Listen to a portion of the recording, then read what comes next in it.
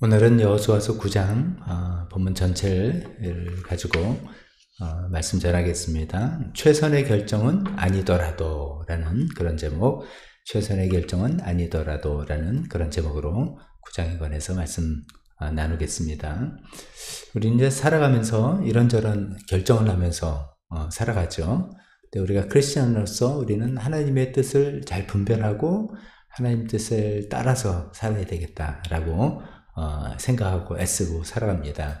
그래서 이제 어떤 때는 이제 올바른 결정하고 하나님 뜻을 잘 분별하고 올바른 결정을 내리고 그 뜻대로 잘 살아갈 때도 있죠. 그런데 또 어떤 때는 또 그러지 못할 때도 있습니다.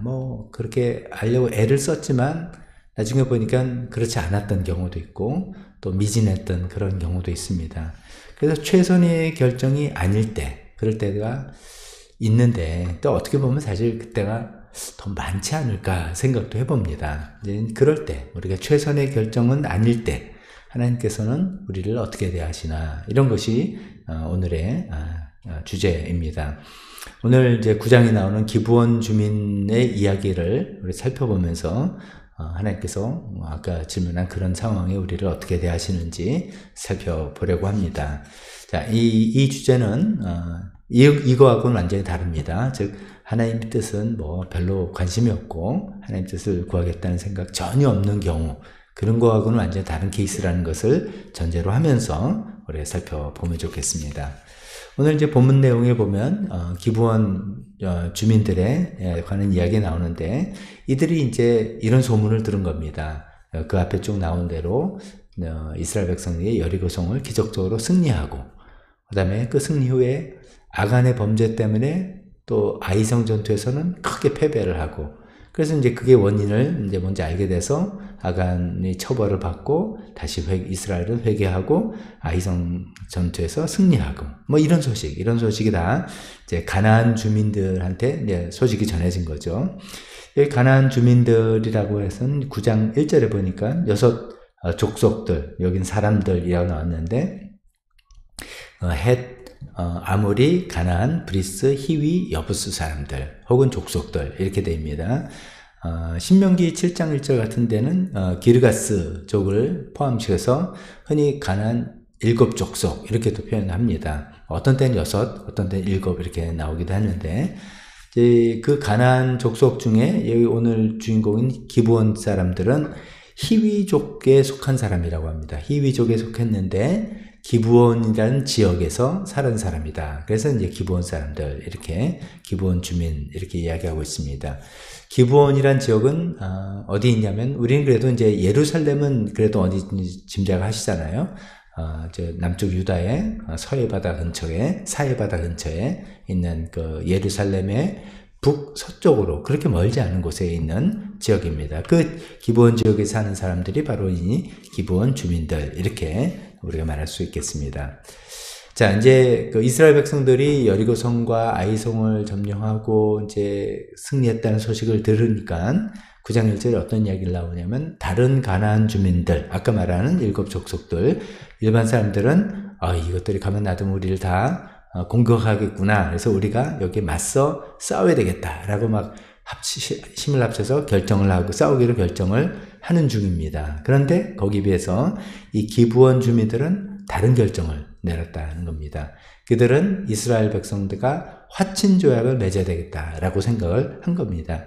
근데 화친조약을 맺는데 이것을 속임수로 화친조약을 맺기로 결정을 했습니다. 그래서 마치 자기들이 이 멀리서 온 사람들처럼, 가까운 데는 이제 위협 대상이 될 수 있으니까 멀리서 온 아무런 이제 위협 대상이 되지 않는다는 거라고 말을 하면서, 그 멀리서 온 사람들인데 다 소문 듣고 왔으니까 우리랑 화친을 맺자라고 이야기를 해야 되겠다라고 계략을 세운 겁니다. 그래서 곰팡이 핀 빵, 낡은 포도주 가죽 부대, 그 다음 옷도 허름한 옷, 이걸 준비해가지고 우리가 출발할 때는 이게 다 새 거 있는데 벌써 이렇게 됐다. 이만큼 우리가 멀리서 왔다라고 이제 속임수를 쓴 거죠. 이 기본 사람들이 와서 이야기하니까 이스라엘 여호수아를 비롯한 이스라엘 지도층에서도 좋았던 것 같아요. 우리가 전쟁하지 않고도 한 화친조약을 맺는다면 얼마나 좋겠는가 라고 생각해서 하나님께 묻지도 않고 그들과 화친조약을 맺었다. 이렇게 되어 있습니다. 그래서 이제 하나님의 이름으로 하나님 이름을 걸고 맹세하면서 화친조약을 맺었다. 이렇게 되어 있습니다. 잘못된 거죠. 근데 이 기본 사람들의 이 말들이 거짓말이라는 것을 한 3일 만에 그냥 들통이 났다라고 되어 있습니다. 이들이 알고 보니까 멀리서 온 게 아니라 불과 사흘길 거리에 있는 가까운 곳에 있는 사람들이었다는 것을 알게 된 것이죠. 그 알게 돼서 큰일 났다, 노발대발 이렇게 했는데 이게 하나님의 이름으로 맹세하면서 조약을 맺었기 때문에 이게 쉽게 조약을 파기할 수가 없는 거죠. 이게 이제 맹세했다는 것은 그 당시는 거죠. 만약에 우리가 이 조약을 어길 시에는 이렇게 처벌을 받는다, 저주를 받는다, 이런 내용들이 들어가는 거니까, 그렇게 되면 이제 마치 그 저주가 우리에게 온다라는 그런 생각도 있을 수 있고, 우리가 하나님의 이름을 걸고 했는데 그렇게 또 경솔하게 그것을 취소할 수는 없고, 등등 이제 복잡한 이야기가 됐겠습니다. 그래서 이제 이스라엘 백성들 내부에서는 이제 난리가 났었지만 결론을 어떻게 냈냐면, 이 기브온 사람들을 죽이는 대신에 우리와 그냥 함께 살게 하되 이들을 종으로 부리자. 그래서 나무 패는 자, 물 깃는 자로 삼기로 한 겁니다. 그래서 표현상으로는 이스라엘 회중을 섬기고 하나님의 제단을 돌보는 종, 이렇게 삼기로 한 거예요. 그래서 계속 나무 패고 물 깃는 그 허드렛 일, 막일을 시키는 사람으로 삼기로 한 겁니다. 자, 그렇게 해서 이제 9장의 이야기가 좀 속임수를 썼지만 기브온 사람들이 화친조약을 맺었다. 이런 내용이 나오고 있습니다. 자, 두 번째로 생각할 것은 이제 이 기브온 주민들이 왜 속임수를 썼었나, 왜 그렇게 쓸 수밖에 없었나, 이런 거를 한번 생각해 보겠습니다. 그 전에 이 기브온 사람들이 속임수 말고 다른 방법은 없었을까? 이렇게 생각을 해보는 거죠. 즉, 이들이 정말 내릴 수 있었던 최선의 결정 있지 않았을까? 이렇게 생각하는 거죠. 있었어요. 그 전에 이들이 내릴 수 있는 최선의 결정을 몸소 보여준 사람이 있으니 그 사람은 라합입니다. 여리고성에 있는 라합. 라합은 그 이스라엘 정탐꾼들에게 하나님에 대한 자신의 믿음을 고백하고 또 자기는 이스라엘 백성과 함께 할 것을 말과 행동으로 보여줬던 사람이죠. 그걸 이제 솔직하게, 거짓말, 속임수나 이런 게 아니라 솔직하게 자기 입으로 이야기하고 행동으로 보여줬던 사람입니다. 그렇게 라합이 자기의 솔직한 믿음을 행동으로, 말로 드러냈을 때 라합은 놀라운 축복을 받았던 거죠. 어떤 축복입니까? 여리고성이 함락될 때 그녀와 그녀의 가족들은 목숨이 보존됐습니다. 뿐만 아니라 그 가족들은 이스라엘의 편입이 됐습니다. 그러니까 목숨을 구해줬으니까 이제 멀리 가 살아라가 아니라 이스라엘 민족으로 받아들여졌던 것이죠.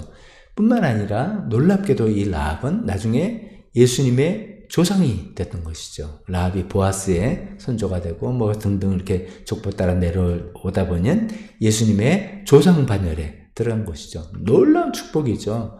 이방인, 죽임당한 마땅한 사람인데 라합의 그 믿음과 솔직함과 이런 것들을 하나님께서 받아주시고 축복으로 이렇게 갚아주셨던 겁니다. 기브온 사람들도 이럴 수 있지 않았을까 생각해 보는 거죠. 근데 이 기브온 사람들은 우리가 지금 본 것처럼 속임수로 화친조약을 맺는 결정을 했다는 것이죠. 왜 그들은 그러면 왜 그렇게 했을까? 이들의 입으로 한 이야기를 들어봅니다. 나중에 이제 여호수아가 막 열받아가지고 너네들 어떻게 우리를 속였느냐 막 이렇게 이야기하니까 그 9장 24절에서 25절에 이렇게 이야기를 합니다. 우리가 그렇게 속일 수밖에 없었던 까닭은 하면서 이야기하는데 이렇게 이야기합니다. 주 하나님이 그의 종 모세에게 명하신 것이 참으로 사실임을 우리가 알았기 때문이다. 즉 뭐냐면 그 다음에 나오는 건 하나님이 이 땅을 다 이스라엘 사람에게 주라고 명하셨던 거, 이거 우리가 알았다. 하나님께서는 이 가나안 땅을 이스라엘 사람에게 주려고 했다. 그게 하나님의 주권이다. 이걸 받아들였다는 겁니다. 또 이스라엘 사람이 보는 앞에서 이 땅에 사는 모든 사람을 다 죽이라고 명하셨다는 것을 우리가 들어서 알고 두려워했다. 이게 뭡니까? 아무리 그렇게 명해도 웃기지. 그게 말이 되겠어? 하면 될 텐데 그것이 실제로 될 거다. 즉 하나님의 능력을 믿었다는 것입니다. 즉 하나님의 주권도 받아들였고 이 땅을 이스라엘 백성에게 준다는 주권도 받고 인정했고 그렇게 할 수 있다는 하나님의 능력도 인정하고 오히려 두려워 떨었다는 것이죠. 이제 여기까지 보면 어떻게 보면 이제 이 기브온 주민들의 생각이 라합의 생각과 크게 다르지 않습니다. 하나님의 주권 받아들였죠. 하나님의 능력 인정했습니다. 거기에 대한 두려움이 있었습니다. 자, 그런데 이제 차이는 뭐냐면은 이제 라합은 개인이고 기브온은 개인이 아니라는 거죠. 뒤에 이제 10장 2절에 보면 기브온이 왕이 있는 도성처럼 큰 성읍이다. 꽤 규모 있는 성읍이고 많은 사람들이 살고 있는 그런 지역이었던 것이죠. 그렇기 때문에 난 사람 이렇게 결정하기가 쉽지 않았던 그런 것이고요. 또 하나를 보면 이들이 공포처럼 느꼈던 거는 이 헤렘이라고 하는 즉 전멸시키는 하나님께서 가난한 사람들을 전멸시키라고 했다는 여기에 굉장히 두려움이 컸던 것 같습니다. 그래서 이제 우리도 전멸시키는 대상이 됐다. 여리고를 봐라. 아이를 봐라. 아이성을 봐라. 또 우리도 그렇게 될 것이다. 라는 두려움이 생겼기 때문에 이거는 피할 수 없는 결정이라고 생각했기 때문에 이런 이제 속임수의 결정을 내렸다는 것이죠. 참고로 여기 헤렘이라는 것은 히브리어죠. 이것은 사람이나 물건을 완전히 파괴시켜서 신에게 바치는 것을 말하는 어떤 그 고대 사회의 용어입니다. 그 당시에는 이제 전쟁이 사람 대 사람의 국가 대 국가의 전쟁이지만 그것만이 아니라 신 대 신의 전쟁 이렇게 생각한 것이죠. 우리가 믿는 신과 너희가 믿는 신과의 전쟁이다 생각하면서 그렇기 때문에 거기서 승리한 모든 전리품이나 이런 것은 신에게 소속되고 우리가 갖는 게 아니다 라고 생각하는 그런 생각이 강했던 것입니다. 그런 의미에서 하나님께서 이제 여리고를 점령하라고 할 때 거기 있는 전리품은 다 너희 것이 아니다. 왜냐하면 이것은 헤렘 전투이기 때문이다. 다 나에게 속하는 것이다 라고 얘기했던 것입니다. 그래서 아까 얘기했던 그 아간이 잘못한 게 단지 물질에 욕심이 나서 하나님 명령을 그냥 어겼다 차원이 아니라 헤렘 전투라서 그거는 전부 다 하나님께 속한 것인데 하나님 것을 탈취한 그런 큰 죄악이 된 것이죠. 그런 것입니다. 이제 그 기브온 사람들은 당연히 자기도 헤렘의 대상이라고 생각하니까 두려워 떨었던 것이고 또 그것을 능히 행할 수 있는 능력이 있다라고 믿었기 때문인 것이죠. 사실 이 헤렘이란 부분이 좀 굉장히 까다로운 부분입니다. 어떻게 보면 하나님 되게 잔인하고 무섭고 좀 그런 처음 우리가 지금 오늘의 관점으로는 이해하기가 쉽지 않은 그런 부분입니다. 근데 이제 그 복잡한 얘기는 그만두고요. 결론적으로 볼 때 여리고 그 가나안 정복 때 모든 성읍들이 다 헤렘의 대상이 된 게 아닙니다. 만약 그랬다면 가나안에 살고 있는 사람들을 싸그리 다 죽였겠죠. 한 사람도 남은 사람이 없었겠죠. 근데 그렇지 않아요. 실제로 보면 여리고성, 아이성, 그죠? 북부 지방의 하솔성 세 성읍만 헤렘의 대상이라고 하나님께서 이야기하셨습니다. 그러니까 어떻게 보면 기브온 사람들이 좀 너무 지레짐작으로 겁을 먹은 그런 것도 있는 것 같습니다. 즉 이제 정리해 보면 라합과 기브온 사람들의 차이를 보면 공통점이 있어요. 하나님의 주권에 대한 믿음이 있었고요. 하나님의 능력을 인정하고 있었습니다. 그러나 이제 라합처럼 개인이 아니었고 그 다음에 헤렘에 대해서 굉장히 지나친 공포가 있었던 아마 이런 차이들 때문에 화친조약을 속임수로라도 맺자 이렇게 했는지도 모르겠습니다. 자, 이렇게 보면은 이제 그 기브온 주민들의 그 속임수 화친 전략이 최선의 결정은 아니었습니다. 당연히 올바른 결정도 아니었습니다. 그러나 그들이 그 가나안 일반 주민들처럼 맞서서 대항하겠다 이런 것도 아니었습니다. 즉 하나님의 주권과 하나님의 능력을 인정하지만 거기서 어떻게 반응해야 될지 잘 모르는 상태에서 이렇게 나왔던 거라고 볼 수가 있겠습니다. 아마도 하나님께서 그렇게 봐주신 게 아닌가 싶습니다. 마음은 있었지만 올바로 결정하지 못했던 것을 그냥 봐주신 하나님의 은혜가 아닌가 싶다는 말씀입니다.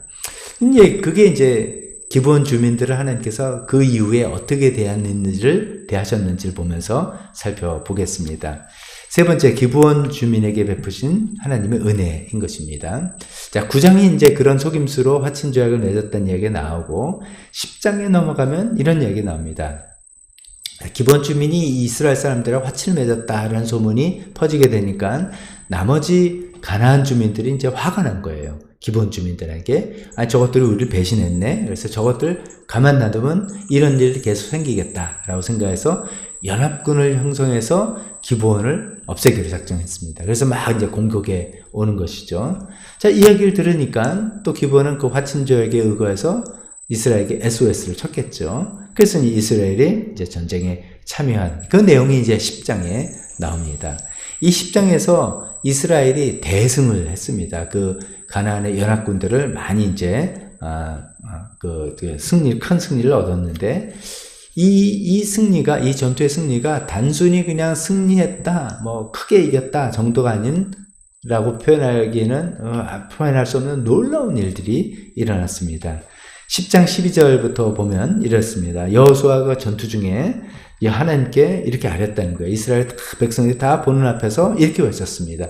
태양아, 기브온 위에 머물러라. 여기 기브온 지옥이죠. 여기는 이제 전투지입니다. 자기네가 이기고 있는데 날이 어두워지면 이제 전투를 못하게 되지 않습니까? 그 당시는. 그러니까 계속 더 밝은 상태가 유지되기를 바라는 것이죠. 태양아, 기브온 위에 머물러라. 달아, 아얄론 골짜기에 머물러라. 이 아얄론 골짜기 전투지에 달빛이 달려서 저녁에도 전투를 할 수 있게, 그래서 그들을 무찌를 수 있게 해달라라고 이제 명령 외쳤던 것이죠. 그랬더니 태양이 멈추고 달이 멈춰졌다. 그리고 이것이 야살의 책에 이 기록이 되었다라고 이야기하고 있습니다. 그러면서 마지막으로 주님께서 사람의 목소리를 이날처럼 이렇게 들어주신 일은 전에도 없었고 뒤에도 없었다. 전무후무한 일이죠. 그러니까 단순히 전쟁에서 크게 이겼다 정도가 아니라 해와 달이 스탑해서 계속 공격을 할 수 있을 정도로 놀라운 이런 일이 있었다는 것이죠. 자, 이 일을 이제 개별적인 사건으로 떼놓고 보면 하나님 놀라운 기적의 능력 뭐 이렇게 생각할 수 있지만 우리는 이 문맥상에 보면 이것이 왜 일어났는지 알 수 있는 거죠. 하나님께서 무엇 때문에 이런 기적을 베풀었는지를 우리가 알 수 있는 거죠. 누구를 보호하기 위해서? 기브온 주민들을 보호하기 위해서. 하나님께서 이들을 속임수를 써서 왔지만 그들의 중심과 마음을 아시고 그들을 이렇게 놀랍게 보호하셨다는 그런 내용입니다. 여기서 그치지 않습니다. 두 번째로는 사무엘하 21장입니다. 사무엘하 21장 다윗 왕 때 이야기입니다. 다윗 왕 때인데 이상하게 흉년이 들었는데 이것이 1년, 2년, 3년까지 계속 연이어서 흉년이 되는 거야. 이건 보통 일이 아닌 거예요. 이건 너무나 예외적인 일이다 라고 생각해서 하나님께 여쭤봤어요. 하나님, 이거 혹시 뭐가 문제 우리가 잘못한 게 있습니까? 라고 여쭤봤더니, 그 원인을 물었더니 하나님께서 말씀해 주시기를 다윗 왕의 전대인 사울 왕이 기브온 사람들을 억울하게 죽였기 때문이다 라고 알려주셨어요. 사울 왕이 기브온 사람들을 죽였는데 그것이 옳지 못한 일이기 때문에 하나님께서 이렇게 보응을 하시는 것이다 라고 이야기하신 겁니다. 어떤 일인가 하면은 계속해서 사무엘하 21장 2절에 말하기를 이렇게 되어 있습니다. 사울은 이스라엘과 유대 백성을 편파적으로 사랑한 나머지 할 수 있는 대로 그들을 다 죽이려고 하였다. 여기 그들은 기브온 사람들입니다.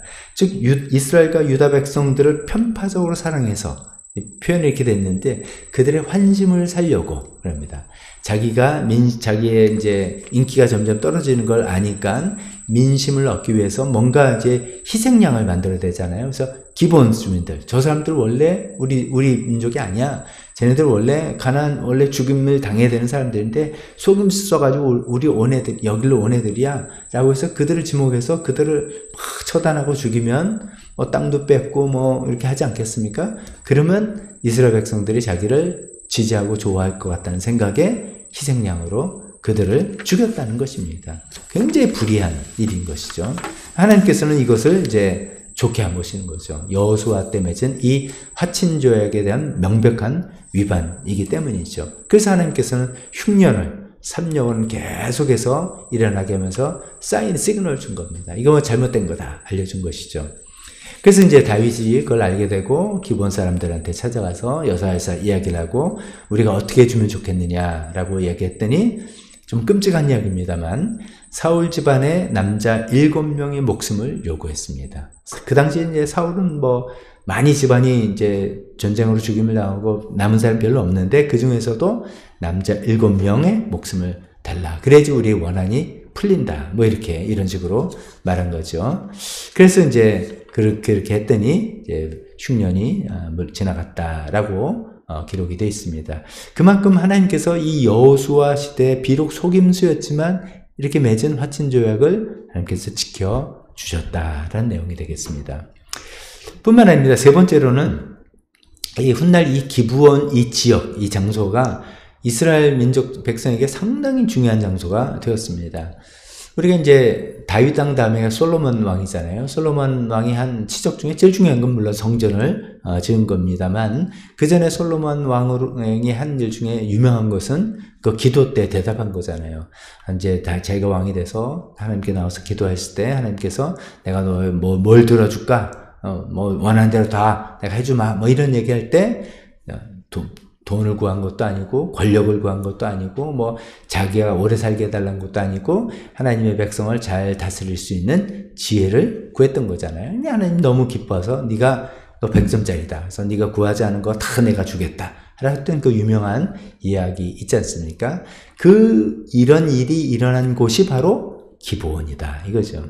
기브온은 당시 건축물 성전을 짓기 전까지 거기서 하나님께 예배드렸던 중요한 장소였어요. 실로라는 성소도 있었지만 기브온도 그에 못지않은 중요한 곳이었습니다.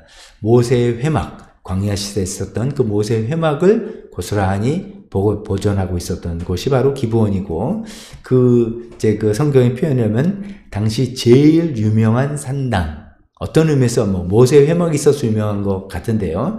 그렇게 굉장히 중요한 유명한 산당이었어요. 그래서 이제 솔로몬이 거기 가서 1천 번제를 드리고 하나님께 기도를 했던 그런 중요한 장소가 되었던 것입니다.